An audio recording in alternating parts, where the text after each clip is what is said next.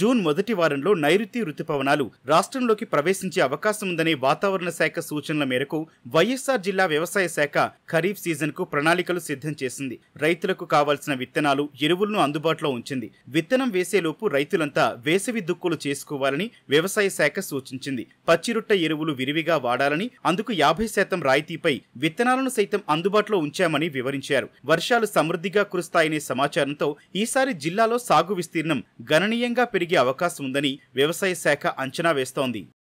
నైరుతి ఋతుపవనాలు ముందే వస్తున్నాయి కాబట్టి దానికి తగ్గట్టుగా మరి ఎప్పుడైతే నైరుతి ఋతుపవనాలు ఎర్లీగా వచ్చినట్లయితే మనం ఫస్ట్ చేయాల్సింది ఏంటంటే పచ్చిరొట్ట ఎరువులు మరి 50% సబ్సిడీ మీద జనుములు కానీ, జీలుగులు కానీ, అలాగే పిల్లి పెసర కానీ సిద్ధం చేయడం జరిగింది. పచ్చిరొట్ట ఎరువులు కావాలన్న రైతులందరూ కూడా విలేజ్ అగ్రికల్చర్ అసిస్టెంట్స్ ఎవరైతే ఉన్నారో వారి దగ్గరికి వెళ్ళి రిజిస్ట్రేషన్ చేసుకున్నట్లయితే వారికి విత్తనాలు సిద్ధంగా మనం పెట్టడం జరిగిందండి.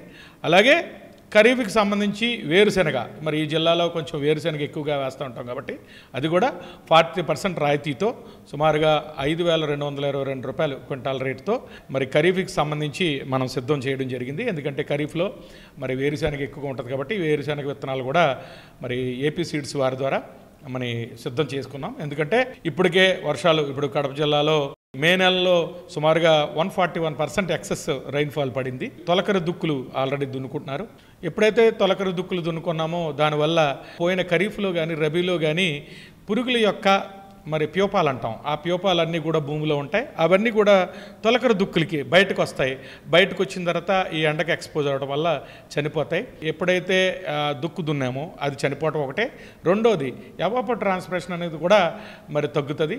అలాగే ఇప్పుడు ఖరీఫ్లో మనం ఏదైనా పచ్చిరొట్ట విత్తనాలు వేయటానికి కానీ దానికి కూడా మరి సిద్ధం చేసినట్టు అవుతుందని ఈ సందర్భంగా తెలియజేస్తున్నాం. వేరుశెనగకు సంబంధించి మనకి ఇప్పటికే మన దగ్గరికి 5,849 క్వింటాల వేరుశెనగలు అనేది మన దగ్గరికి చేరడం జరిగింది. ఇంకా ఎక్కువ కావాల్సిన విత్తనాలు కూడా ఇవ్వడానికి సిద్ధంగా ఉన్నామండి. ఇబ్బంది అయితే లేదు. వరికి సంబంధించిన విత్తనాలన్నీ ప్రైవేట్లో ఆల్రెడీ సిద్ధంగా ఉన్నాయండి. సీడ్ కూడా ప్రతి ఒక్కరి దగ్గర కూడా జర్మినేషన్ టెస్ట్ కట్టిన తర్వాత మాత్రమే అమ్మండి.